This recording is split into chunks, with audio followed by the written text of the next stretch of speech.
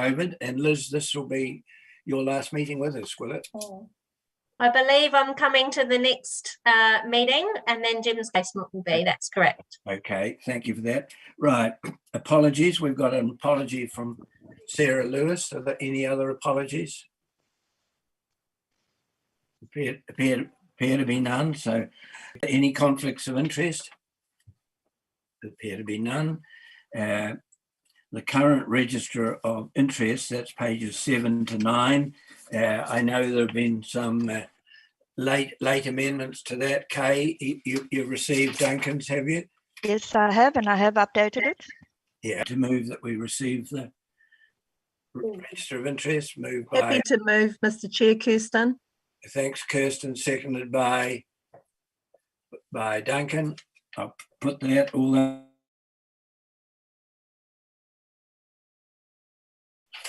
No, it's carried. You out if you say no. The minutes, are there any corrections to the minutes? All right, is someone prepared to move the adoption of the minutes? Move.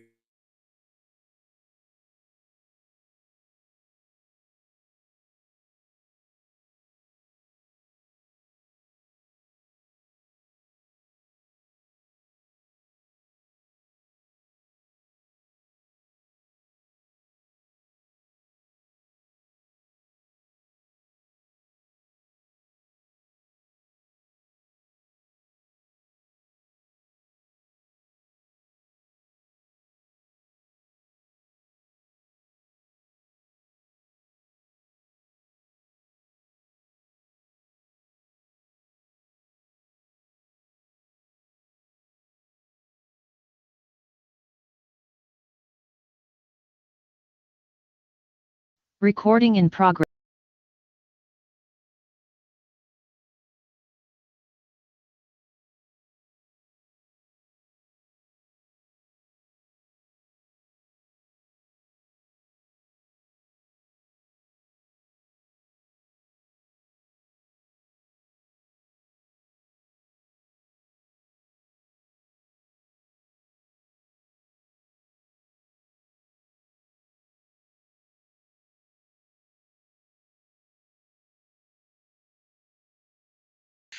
Fell into the dead, dying, or diseased category, or dangerous. So they have now been removed. And I believe, I haven't been down there to check today, but I believe the last truckload of logs left site today of those. So part of the process was to sell off those, what logs we could that were chopped down. So the contractor who chopped the trees down has acted to sell them to, there's someone who came through the community through Paul and another one of his contacts. So that's now been sold, and the money that was generated from that, which wasn't a heck of a lot, it was about $2,500, has gone back in to the budget, so to speak. So we just use that money to offset the costs of the project. So the next stage in terms of those trees is we'll get Asplund in to actually prune the ones that are remaining there and make them safe and get rid of any of the dead wood, so that space will be safe enough to open up to public use. Whilst that work has been going, we've been in a bit of a discovery phase, I guess you would call it. And in particular, this area, can you see my mouse moving around? Yep. Yep. So in particular, this area, the Arboretum Minor, is of not being used for reserve and therefore being used to put all manner of things from hard fill to old fence that's half covered in soil. It is just everything under the sun in that space. So we are going to need to engage a contractor to go in there. We've met down there with a couple, actually with 3 now. Obviously, we don't want to deliver a reserve, which it then has a whole lot of ongoing maintenance issues around not being able to mow or keep it tidy and looking nice. So unfortunately, that will have a cost implication. which is reasonable, but we think is worth doing now before we start planting trees and things. We need to get the land so that it's actually feasible to allow people from the public to go in and enjoy it and not be at risk of rolling ankles or not being able to maintain it. So that's been a bit of a discovery. We knew we had budgeted for a small amount of that, but we hadn't anticipated quite so much. We've also, in the background, been looking a bit into irrigation. You might recall we had initially suggested that. Sorry. Hold on, okay. We had initially suggested that the trees could be watered by Asplund as part of their tree watering contract, and that we would extend that to a 4-year period, so they would just go and water them individually.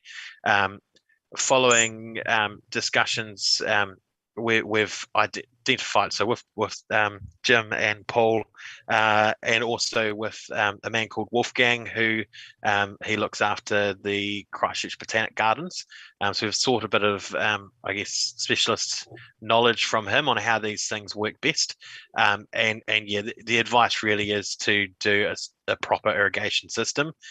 We have water currently in the dog park, about where that sort of tree symbol is in the dog park, so it's not too hard to continue that across and put in an irrigation system, but that obviously does come with costs associated.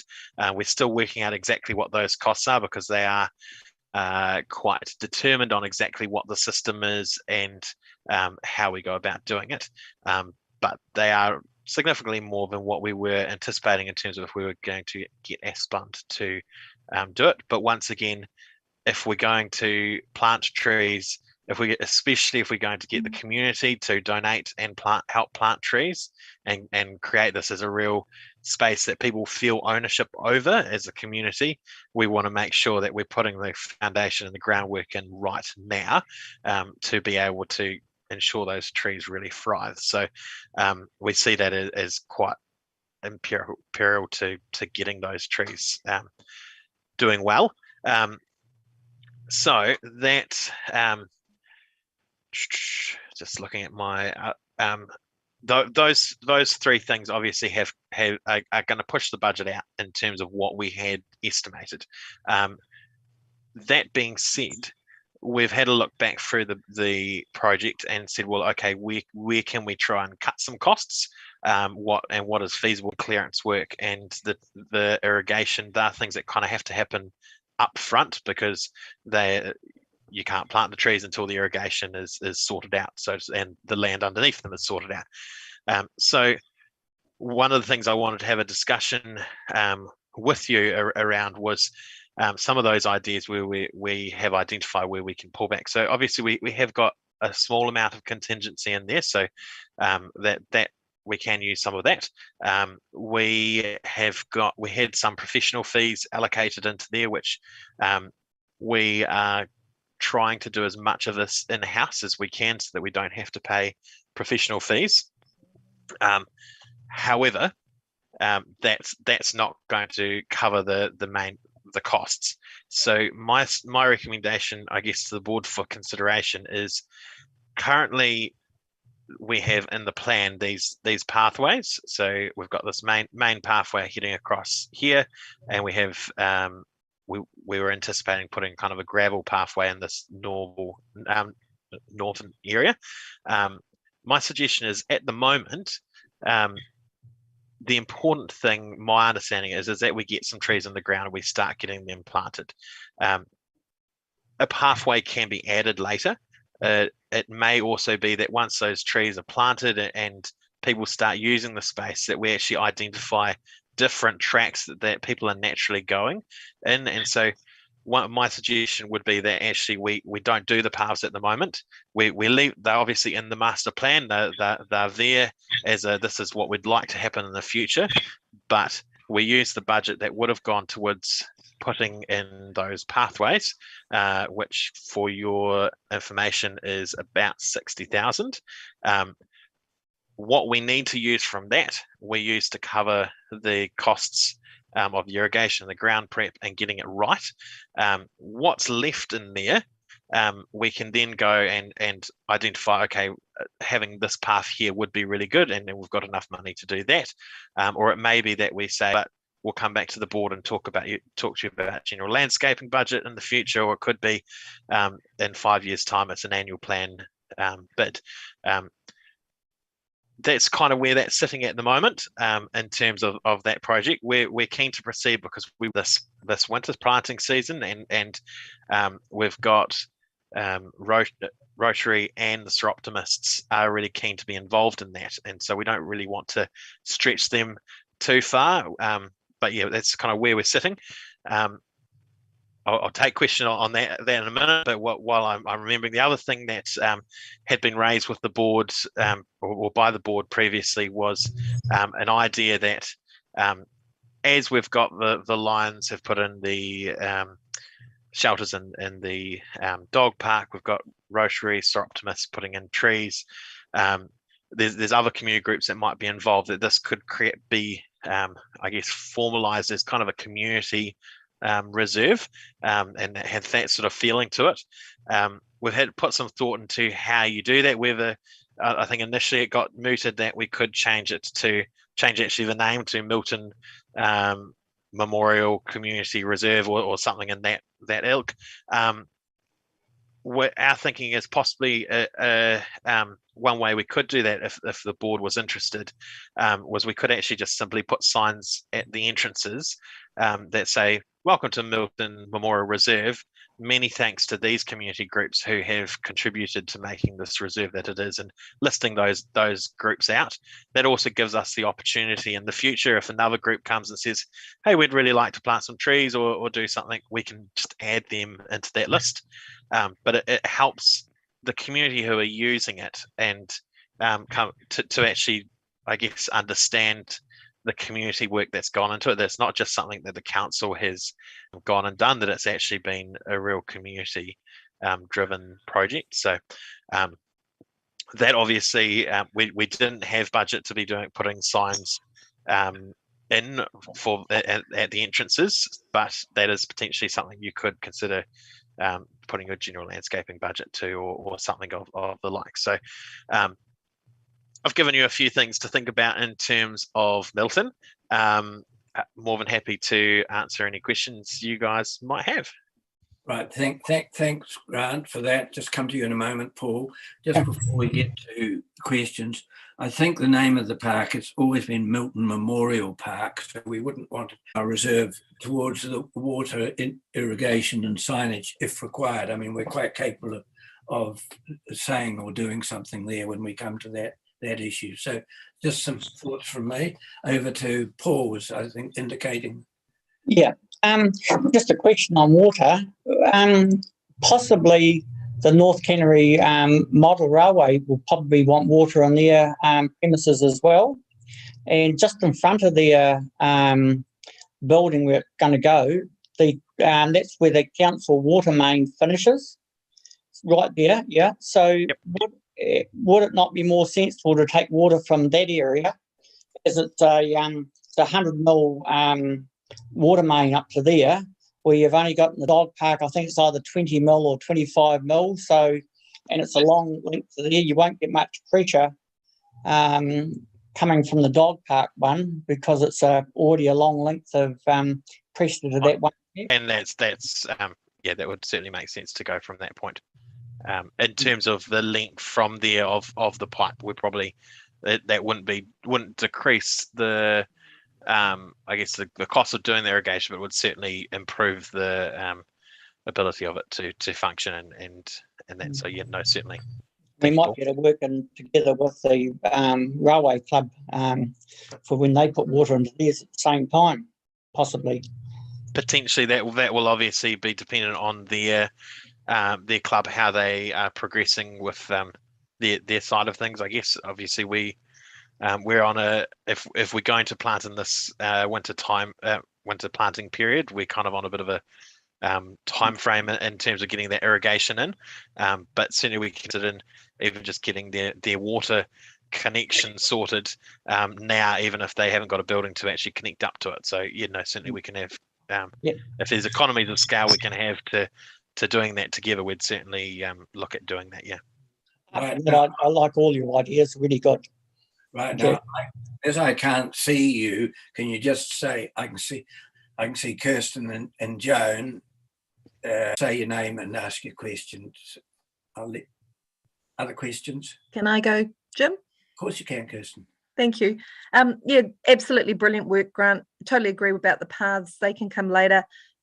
But the most important thing is to get the below ground stuff done first before you get the trees in, obviously, because we don't want to put trees in and then start digging up ground of any sort. So I know you've got that all planned.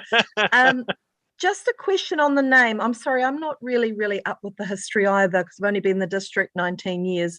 And I'd love to see a report on the name, just so that it clarifies it for the whole board and the community, because I also feel in this day and age, we should also be having a bilingual alternative, because most of our parks are starting to have a combination of the two national languages that we have here. And I just think that should be something we should consider. It's something we should take into account, totally respecting the history, but I also would like to know what the staff think about how we should go about formalising the name of this park, or whether we just keep it the same, what the recommendation is from staff. If that could be brought back to us as a report, I'd really like to see that. So that was my second point. The third point, I totally agree with Jim about spending as much of our landscaping money on this as possible, get as many trees in as possible. However, I do also have a wee request I was going to make in that second report to do with the Dudley Park project for the Youth Council, and I just wanted to raise that, flag that a little bit, that they are a little short of budget due to some of the costs rising. I will cut certainly me too, Kirsten. So we that won't get lost. Don't worry. Thank you. Yeah, and in terms of a report on the name, we could certainly. I'm not sure whether that. I guess it's up to the board what you request, but that could be in the form of an official report for decision, or what we could do is actually provide you with a memo on how that name came to be and other things around it, and then the board can decide amongst yourself whether you actually want to have something before you for a decision, or whether you're happy with the status quo. Would that be sufficient? Yeah, that sounds great. Okay. I think that covers it, because we're not at that stage yet. I mean, if it stays as Milton Memorial Reserve, your suggestions, Grant, of signage coming in, recognising Sir Optimus Lions and Rotary or community groups that contributed is good, and that's good. So, yeah, right. Other questions? Any other questions, Monique? Could I ask? Yeah. Yes. Just the Wolfgang fellow you spoke to from the Botanical Gardens. Yep. Did he have any comment about planting with the on site, which was great, and had a bit of a wander around. He wasn't worried that we shouldn't plant there, but he highlighted the fact that if we're doing this, we should start now doing it right, rather than kind of starting now because we're in a hurry to get some trees and then going, oh, we really should put some irrigation, and in the meantime half of them have died. And he said, look, plan it ahead now, get your ground right, get your irrigation right, then put your trees in, and then just let it grow as it grows, rather than getting too kind of bogged down in the details of at the start. That's kind of the best way. He's also providing some ongoing assistance with us around ensuring tree selection, and that he's got a wealth of knowledge, which is awesome. So a resource we're tapping into as much as we can. Right, So yeah. Cool. Yeah. I think what comes out of that grant is we'd like to see the water laid, pipes laid, and the trees planted this winter. Any resurfacing or oversowing can be done in the spring quite easily when those things are done. Other questions? I just heard. Yeah, Just one concern. I just think having a walkway across it's not Ashley Street, is it? What the hang the road is? I always forget that on the stop bank, having a walkway across that busy road. I thought that looks a bit dodgy to me. Yeah, totally hear that, and that's something we have. We've been in discussions, I guess, in the background with roading around and that's one advantage, to be honest, of us actually holding back a bit on those paths as well, is that gives us an opportunity to see how it works as the roading and cycling network grows. So there's my understanding is there's kind of a planned work around this area and how circulation works, but we're kind of ahead of the ball game on that. So actually, by holding off, it would be a shame for us to put a pathway in and then for that to actually look at it and go, well, actually the pathway would be safer and better to go this way. So by holding off, it actually allows us to kind of come back into the timing for how that whole network is working and do it properly. If we were to put a crossing at that point on the stop bank, that would require some level of work on Milton Ave, or people could would be looking at kind of those median barriers and things so that people could cross there safely. So we don't want to kind of get into that side of things until we know what Roading's plan is around that circulation network. So holding off kind of helps with that too. So everyone's happy with the pathways being held off? Is there any objection? No, that seems to be taken for granted. The other issue came up, do you want to touch on it now, Grant, is on the skateboard park and what's happening there? Oh, yeah, absolutely. So the in terms of the skate park, you'll all be aware when it comes to COVID and any building projects at the moment, prices are just going through the roof. So we have been working with the Lions Club, who quite generously offered to work with the Youth Council to help with the construction of it. So they took our plans and have got up to do it, with them doing the labour at a cheaper rate than what we would be able to get a commercial person to do it as part of their giving back to community. However, it's come to the point where just the actual material cost alone, not including any of their labour, is virtually twice the amount that we would normally expect to pay for that size. One option which we discussed was, so when I say we, I should say myself and Emily Belton, who is our youth facilitator, was that we could look to the likes of general landscaping budget for a bit of additional funding towards that project to get that deck across the line. However, we've actually come to the conclusion that it would be more prudent for us to go back to the Youth Council, and I've set up a meeting to do this with them, to go back to the Youth Council and say, hey, look, this is the challenge we're in at the moment. The supply and the demand of materials is a real struggle, and that's lifting the price up. We need to look at the priority of these projects. So you might recall when they got that plan, 5 different projects on it. They had, at the time, they prioritized building the deck and the picnic table. And so the other 3 were kind of lower on their priority, I should say, sorry. And they felt that they'd wait for that and look for additional funding when it came to that point, and sort of do it in a staged process. Our recommendation to them at the moment is actually going to be, look, let's relook at the priority. Now we know the deck is kind of up here.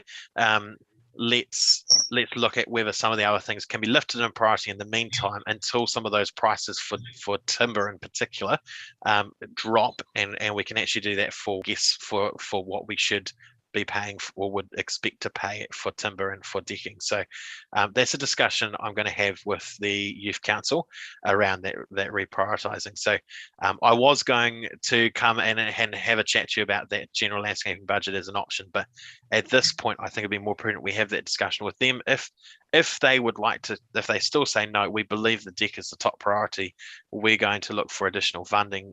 That's a discussion we have at that point. The money we've got on these projects where we're not paying exorbitant fees costs for materials, then we wouldn't need to access that funding. So hopefully does that answer what you were kind of thinking about, Kirsten? Yes, thanks, Grant.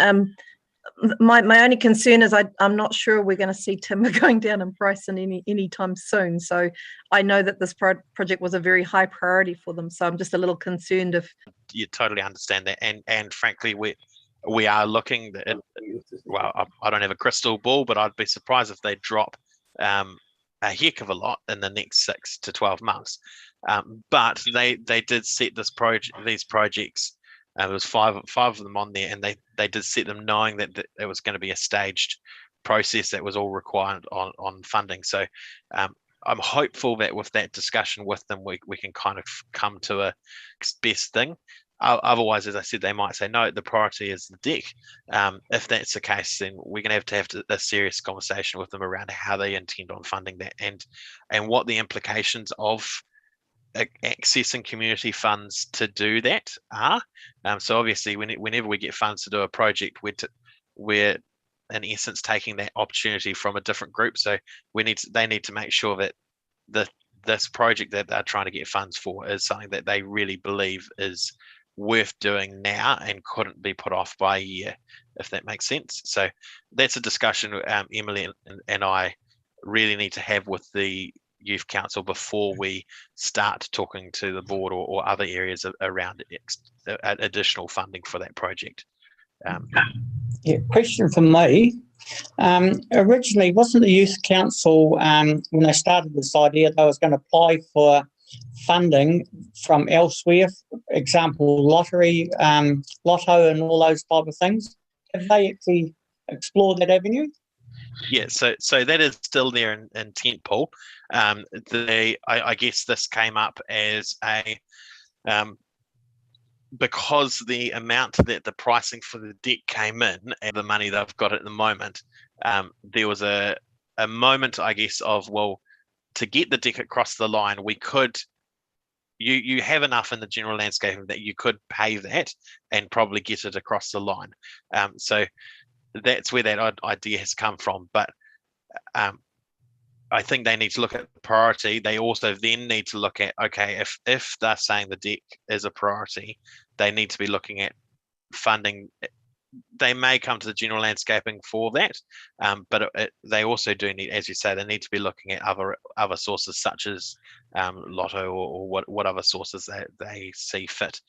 We have people in our community who, like Rachel, who are great at advising on where they would be best to get that from. So that I guess that's why I'm saying before we worry about trying to allocate community board general landscaping budget to this project, there's a few steps that need to happen, and they include looking seriously at the prioritization, probably getting more idea on the exact cost, and also looking at other opportunities if they are really keen on that priority. I guess, Grant, sorry, Mike, just to butt in again, the Mayor and I are very concerned about how long this has taken. That 20,000 dragged on and on and on, and to keep the Youth Council going, they've got to see something on the ground for that project rather than just a piece of paper. So I know COVID's got in the way, but the price increase is not of their doing. It's actually how it is. And I would have thought that the board would consider supporting that.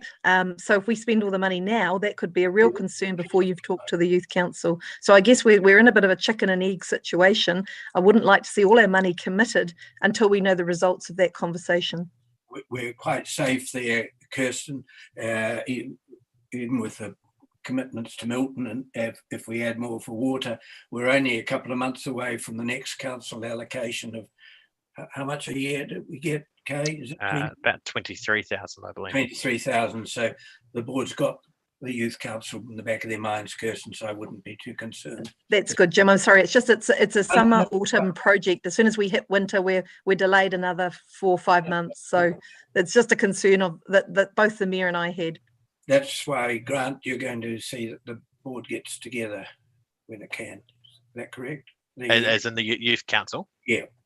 So we have got I've got a meeting with the I guess the subcommittee of that council who's been dealing with this project. I believe it's next Tuesday evening. So that we'll have that talk through. I totally, it is a shame, Kirsten, and you totally understand. It's not it's not their fault. It's a real tricky situation because it's kind of not their fault. It's also not the contractors or the suppliers' fault. It's just that's how things are at the moment. Building anything with timber is just ludicrously expensive. So that they, as I said, if in their priority, if they decide that actually it's worth making that and doing that, that creates one discussion. If they say no, actually we'd prefer to do the picnic table and maybe the volleyball net, then that's something that we can actually do within and get the ball rolling. So it's just a discussion we have to have with them. But yeah. Right. Any other questions? Nick? Is there any chance of sponsorship? You know, there are timber mills around the place or McAlpines, etc. Have they considered asking if someone might sponsor, you know, provide the timber or whatever bits and pieces are needed? Is that been considered or not? So I understand the Lions, they have talked as sweetly as they can to the timber merchants to try and get as best price they can. But I mean, to be honest, timber is just one of those resources at the moment that builders are struggling to get hold of, and so it's a struggle for any merchant to. It's one of those things that it would be hard to convince a merchant to decrease the price or give timber away at the moment because it's such a scarce resource. So yeah, it's just a really hard time to build a deck, unfortunately. All right, further questions? There appear to be none, so Grant for that, but thank you very much for that. And now we'll move on to item 7.1, pages 18 to 24. And again, that's you, Grant. It is. So we're once again here to talk to you about general landscaping, the general landscaping budget, that budget allocated to some projects. We ran a workshop with the board and identified 4 projects that the board wanted more information on around the costings, so you could consider it. So I'm going to take the report as read. The projects that within it obviously are the 2 at Cust Domain. So one is a rugby post, just that's so standard H post, but just one for kicking ball practice as opposed to 2 that you would use for a game. A seat within Cust Domain, a seat as part of the Rangiora end of the Passchendaele walkway. Just as a note to that, I think it's in the report, but we've got a report going to the next Kaipoi Tuahiwi Community Board with virtually the same writing in it, just the name switched around, so asking them if they would like to contribute towards a seat at the rear end of the walkway. And finally, a seat within the Townsend Fields area. Grand total of all those projects would be 10,700, which leaves about 16,000 in the budget there. Additional allocation, which the board may choose to put towards Milton or to hold on to projects or whichever. So hopefully there aren't too many curly questions in there around that. I've tried to cover off things, but yeah, more than happy to discuss or answer any questions you might have. Thanks, Grant. Any questions? Yeah, one from me. Yep. Regards the seating, Makarapa seating, a supplier for that, I know Lowburn Sawmills, they specialise in Makarapa. Have we suggested trying them for the timber and maybe having, like, say, if the men's shed would like to knock the seats together? We looked at that?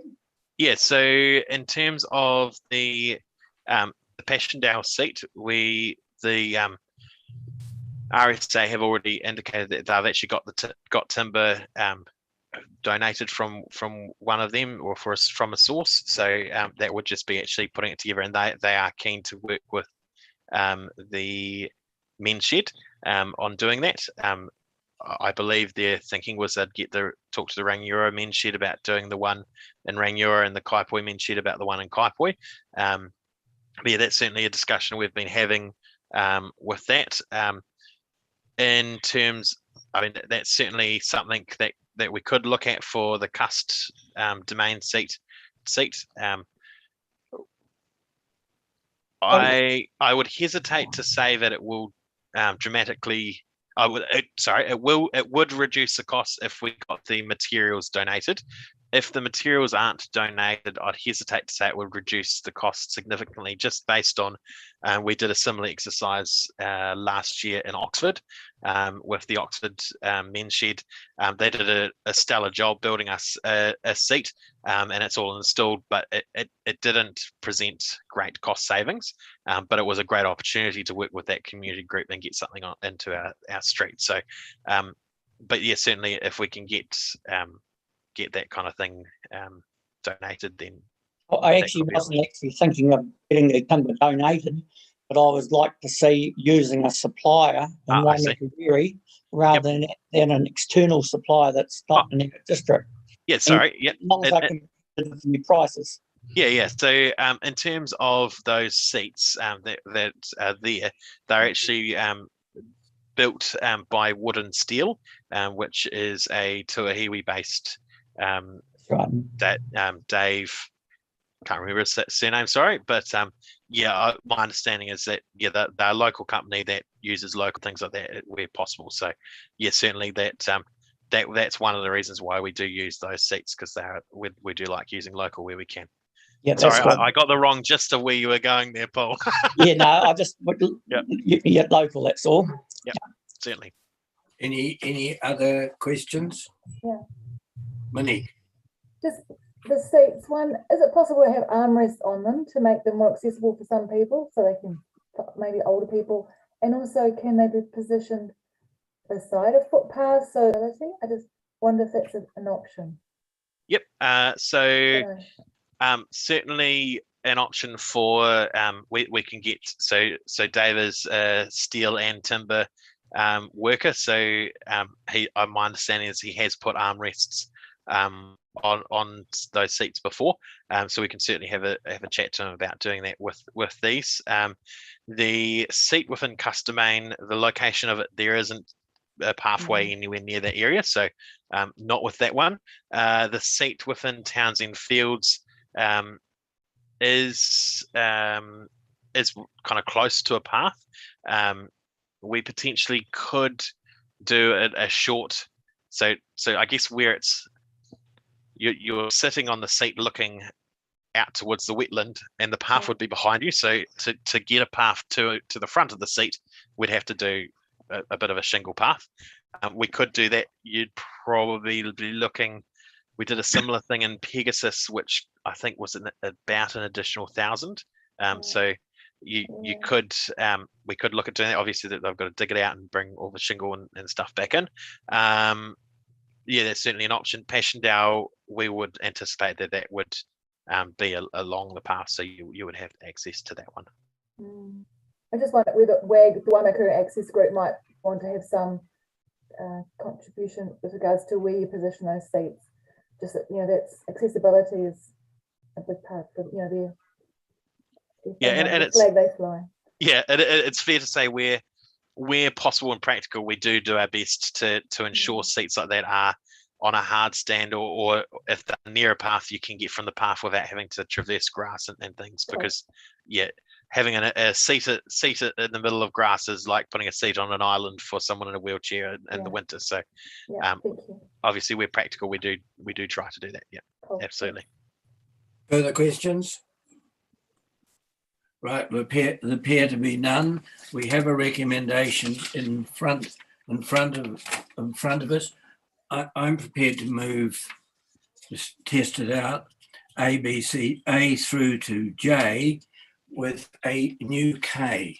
And the new K would read, approve further allocation as required for Milton Reserve for naming signs and irrigation. Any remaining budget be carried over to the 22-23 financial year. Have we got a seconder for that? I'll second that. Right, I move that just to keep it more open as to what the carryover could be, because we've had several suggestions of where we might need to put more funding. The Youth Council, for example, in there, it meets the naming signs question and the irrigation question, and then it just carries it over. And it's very hard to say when you're looking at town entrances, and I've taken the town entrance bit out, because the next town entrance the board would be looking at is Kippenberger.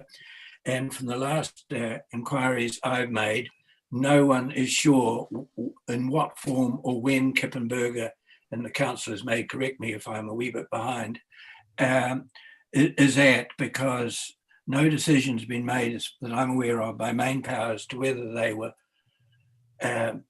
put the power lines underground or not, and that then leaves the question of the existing trees, whether they come out, whether they're suitable or not suitable.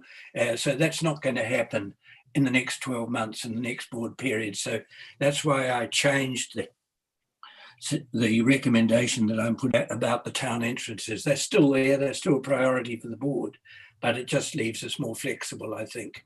As I said, you've got the Youth Council and other things we might want to do. Right, Paul, do you wish to speak? No, I think you said it all. But wonderful situation. Yeah. Any other board member? I think it's flexible. We'll remain the funding open, and I think obviously we talked a lot about irrigation tonight. And Grant, I thank you for all your work you've done on this, but I suppose we've always high access park. The world will see this. It's got to be a complete good job first up, and I think we're showing that we are looking at the issues of soil types, what's under the ground, and the access to water. And water is critical, and we won't be fortunate to have a nice moist summer like we've had this one next year, I can tell you. So I think we've got to be well prepared to hit the ground running on this one. Thanks, Duncan. Anyone else? All right, I'll put the recommendations. All those in favour, please say aye. Contrary or show, yes, show or yell. Thank you. I declare it carried. Item 7.2, the discretionary grant fund, pages 25 to 39. Kay.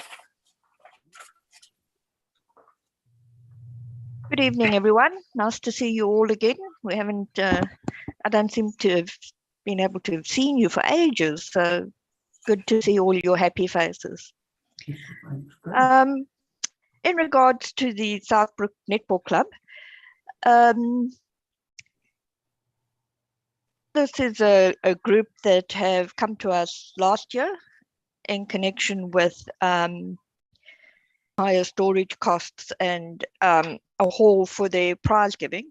Obviously, it's only the beginning of the season now, so the prize giving will only happen as I mentioned in the report, that if we still have restrictions that time, they do have a contingency plan, that they would split the club and do juniors in one celebration and the seniors in another, to make sure that they fall neatly into the restricted areas. Other than that, they're looking for Player of the Day trophies, which, if I'm sure you with children and grandchildren know how important those awards are for people that either do any type of physical activities.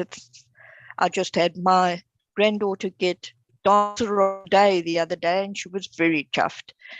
But I'll take the report as read and answer any questions. Questions? Appear to be none. Is someone prepared to move? I note they're asking for $502.30. Is someone prepared to move? Monique, what are you moving? You look lovely, but I can't hear you. You're muted. You're muted, Monique.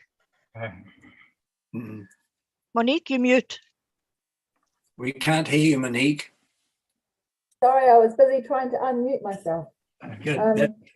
Well, is it okay to do the 512 or just do the 500? I mean, if they want 512.30. It's in order to move the lot if you want to. I think 512.30 and pay the whole jolly lot. You know, it's not a hell of a big Monique difference. moved. Have we a seconder for that? Joan Joan. Ward. Okay, moved by Monique, seconded by Joan. Monique, do you wish to speak? No, I think they provide. All those in favour, please say aye. To the contrary, carried. Item 7.3, the Community Board Plan, pages 40 to 59. Kay, that's you again. Yes, this is just updating your community plan for the last couple of months of this term. The changes I've made, you've noted, will be in red. I have received subsequently another change from Duncan on his contact details and such like. Apologies for any of the formatting that is a bit out because of the conversion from a publishing package to Word. It sometimes throws that out, but it will all be fixed when it gets put back into publishing. I'll take the report as read and happy to answer any questions or put in any further additions. Are there any questions? Jim just thought it was really good. There's just one place where waimakariri is spelt wrong in the report. So just wondering if it will get a final proofread. Yep. Well read. And Kay, you got the changes for mine with Yes, that's correct. At Duncan's, right. No questions? Someone prepared to move that? I'll move that. Moved by Duncan, seconded by Paul. Do you wish to speak? No, I think it clearly outlines what we're about. No, good as gold. Thank you. Paul? No, thank All you. right. I'll put that. All those in favour, please say aye. To the Aye. contrary, carried. There is no correspondence. The chair's report on page 60. I'll move it. Duncan seconds it. All those in favour, please say aye. Contrary, carried. Item 10.1 right through to 10.12. Someone prepared to move receive information? I'll move the next Moved section. by Duncan, seconded by Joan. Joan. I'll put that. All those in favour, please say aye. The contrary, carried. Members exchange. I'll go with the agenda. I'll start with Duncan. Well, just briefly, I've been working with staff members, council, regarding some safety improvements outside the Logan Reserve. And secondly, I had a number of ratepayers generally, and it's quite a while since I've had contact with the wider ratepayers, but obviously, you know, roading issues are one that's come up to the fore, and clearly they're quite concerned about what is happening to their roads. That are the main items at the moment. Thank you. And it's a bit of a, you can't get out too often to meet the people now. It's been a bit curtailed with COVID. Thank you. Kirsten. Not a lot for me. We're back Zooming again, which makes meetings a bit shorter and a bit stranger. Yeah, so Three Waters obviously is still out there. Local government reform, we're getting more briefings about that, but not a lot to report as yet. And yeah, we're just kind of treading water to see what happens with the legislation going forward for the year. District plans progressing along. They're working on getting the panel up and running. We had a couple of late submissions, but nothing really critical. So that's all under control. And yeah, just then all of a sudden elections are going to be around the corner. So everyone's starting to think about that. Thank you, Kirsten. Robbie.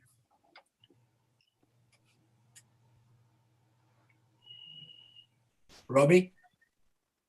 You're muted. Can you unmute, Rob?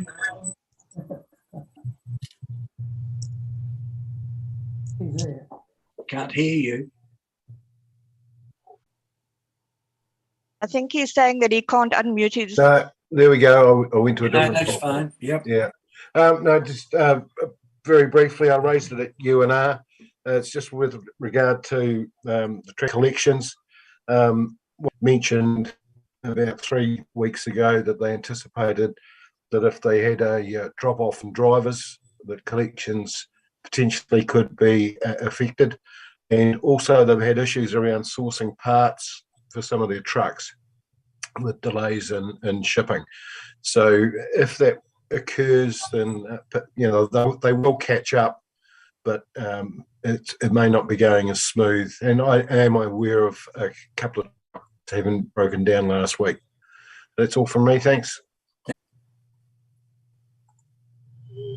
Yeah, well, hi. I'm pleased to report that all the culverts that I reported on at Ashley, they haven't been repaired, but the council's been over there and put visible stakes on the end of them so people won't drive off to them. It appears that the people that put the multimedia cabling in over there actually caused all the problem. The other thing I've done is I sent an email to Dan through secretary this morning. I won't get a reply till tomorrow, but I'm still trying to find out what CDHB is doing about pulling the old hospital down. Nothing seems to be happening really. And some of the GPs that are due to go up there are a bit concerned about it. And the only other thing is that I've had quite a few complaints about the potholes around the town. I mean, there's a humongous one in Durham Street for a start, right outside the chemist, I noticed. And nothing seems to have ever been done about that. So I don't know whether anybody's bothering to walk around the town and look at these things. And behind the butcher shop and the fish and chip shop and the car park, they're parking not only on the yellow lines, but across the yellow lines along the footpath. And a lot of the people who are disabled and in any way and form are having a lot of trouble getting around there because the footpath's generally blocked all the time. So it would pay for somebody to have a look at that at some occasion and see what's going on. Thank you, Murray. Have you filled in or put in a notification of that pothole on Durham Street? Not yet. Yeah, okay. I only saw it today, Jim. Oh, good, thank you. It took me half an hour to get my car out of it, but I'm sure it. Monique. I can do a snap, send, hold, solve on your pothole on Durham Street. I'm quite good at those, and it seems to work very well. I was at the hospital today weeding. The garden's got a bit out of control. They had quite a lull between the maintenance fellas changing. So, but so the hospital is being demolished at the moment. Got no roof in it. Yeah. But anyway, that's really all. I just got to keep running your beautiful. That's all for me. Thanks, Monique. Jason. Yeah, just being part of North Canterbury Neighbourhood Support, who's doing a wee bit of resilient. Just keep an eye out. That's you. Thanks, Jason. Morris.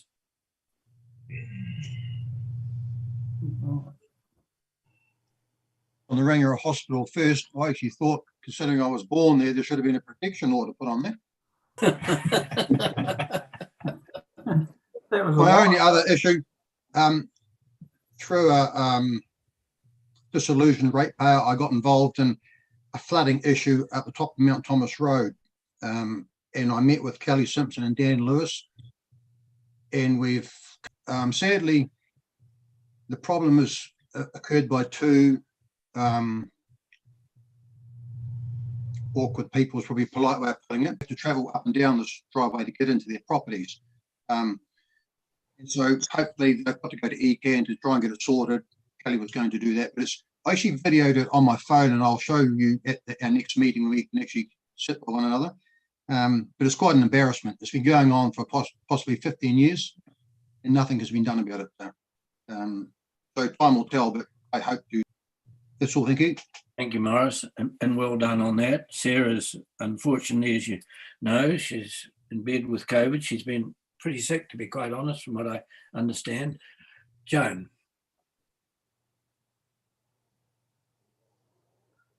Well, we've been busy on Zoom. I just have to say, of course, you'll all know that the annual plan is out for public consultation at the moment for the next month. We've had a few tender openings. A lot of people are under pressure with shortage of staff and shortage of supplies, so that's affecting our tenders, but we're keeping on with that. I've been involved with the Bank of New Zealand divestment meetings where and there are joint promotions meetings haven't been progressing very well because we've got nothing to promote because everything's been cancelled. ECAN has presented us with their annual plan, so that's out for consultation at the moment. And we had a meeting, some advisory, airfield advisory committee had a meeting with a new consultant that we have on board, say, with getting things organised for us. Sorry about my duck. And that's me. Thank you. Thank you, Joan. Andy. Evening, everybody. Paul and I are going for a drive with Carl to look at our roads on the 21st of March. So that's very exciting. And I think that's about it. Okay. Yeah. Could I please interrupt? Could I please interrupt? My duck was a text from Dan saying number 32, Upper Hutt, has just joined. They joined our... Joan, this is not public information. Oh, sorry. I was all excited. So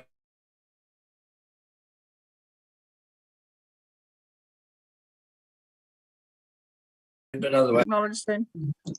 Yeah, we've been quite busy. I've been attending quite a lot of flooding situations in the area lately, and some of the drainage contracts.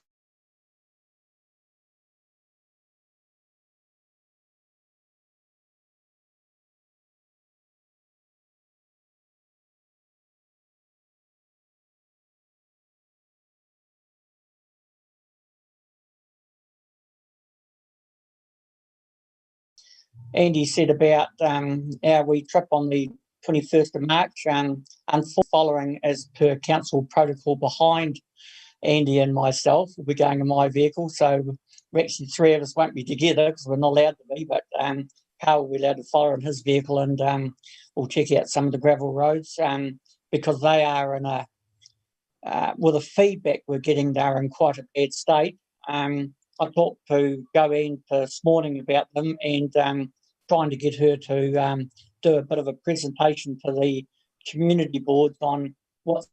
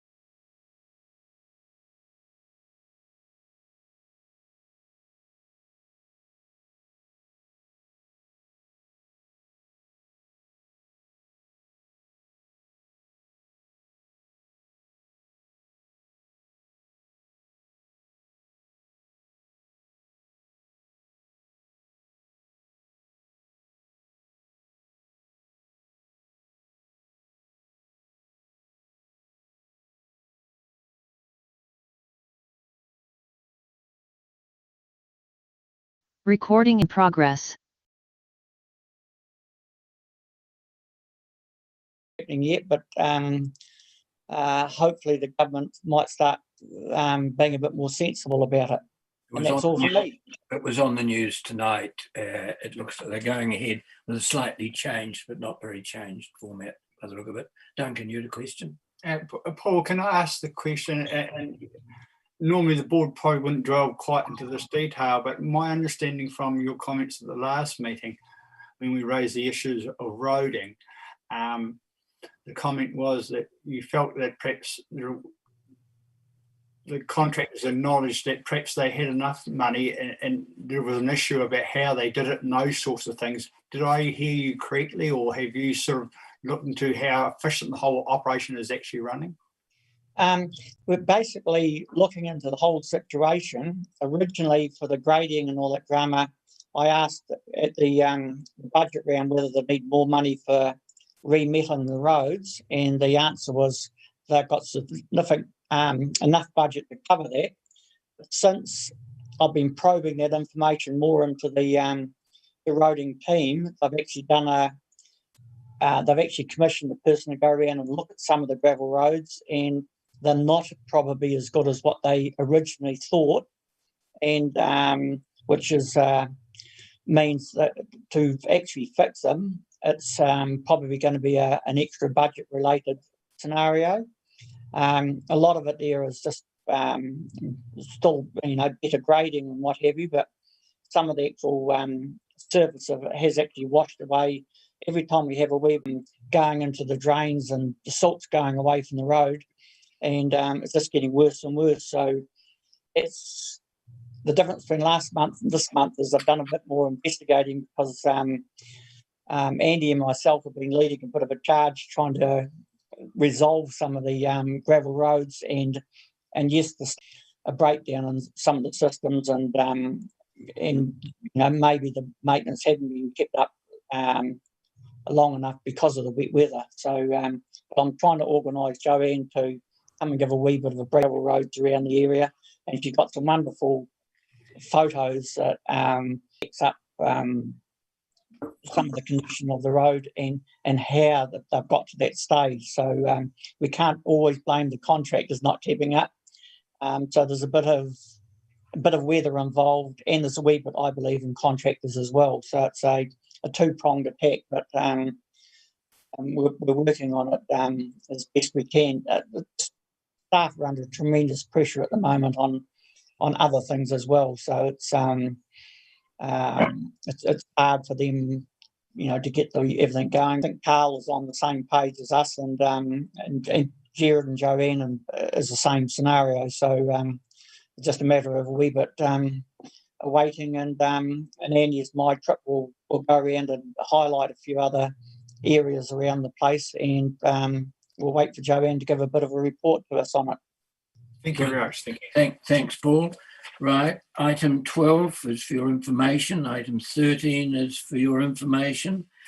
There's no media items, there are no questions, there's no urgent general business. But before we close, I just want to mention two things. The council's annual plan, I think, Kay, you've set down a date that we might have to do it by Zoom, but the board will meet and discuss that. Yes, us to have the meeting earlier than when you and I discussed it earlier, Jim. Okay, whenever the board wants it and suits you. So we're hoping that the board can maybe accommodate us either next week, which would be the week of the 17th, if possible, the week of the 14th, if possible. So if you're wanting to keep a Wednesday, that would be the 16th. Does that suit everybody, Wednesday the 16th? For the annual plan? Councillors, you are excused if you wish to be. We will be discussing both the WDC and the ECAN one at that meeting. Right. So, yeah, what time were you thinking of? That's up to the board. How does that suit? Yeah. Wednesday 16th, 5:30? Yep, I'm seeing everybody nodding or putting their fingers up. So yeah, annual plan. You'll send a reminder out? I will do. Oh, and it'll be a Zoom number, yeah. Hopefully. Okay, the other thing you mentioned there, Kay, was the ECAN annual plan. For those, the highlights of it is that affects us as I see it, the bus fare structure, that they're recommending some major changes in the bus fare structure, one whether they have free buses or a flat $2 rate or the current service. And of course they have quite substantial rate implications for us if we move away from the current service. Just for your consideration, they're talking about flood recovery and future funding for climate change. Their overall average rate increase, for those of you who don't know, is 24.1%. That, if you couple on last year's, who can remember what they were last year, but it was well in the 20s. That's close to somewhere up towards 50% for a retired person or someone on low income in 2 years from ECAN. I think they cut it back to 18, Jim. Still a big deal, thanks. Exciting. Yeah. Okay, so we can deal with that at the same time. Then the board chairs had a meeting the other day, which we were going to discuss with you, which we notified with Dan. We don't normally submit as a board to ECAN, in other words, get heard. We submit. Last year, I think we supported the council plan, and maybe you might like to consider when we meet whether we just support, providing the council's touching on the issues we support the council, because council went with all the board's support of its submission might be just as strong, if not stronger, than the board's putting in written ones, which tend to get ignored. Just a thought for you to think about till we meet on the 16th. All right. So Jim, just a question on that. Why get ignored? Well, the board normally only puts it in writing. I don't think the board's ever asked to be heard that I'm aware of. Someone can correct me on that. And the council's one, which we joined last time, I was told afterwards by an ECAN councillor, who you probably know very well, said it had more impact when the district came with the board support to the council. That's why the board chairs were talking about it like that. Okay, that's nice to know, because I didn't know that information. No. We're totally open-minded on it. Sure. I mean, obviously, if the board agrees with the council submission. Oh, well, of course. Naturally. All right. So look, Kay, I'll need to talk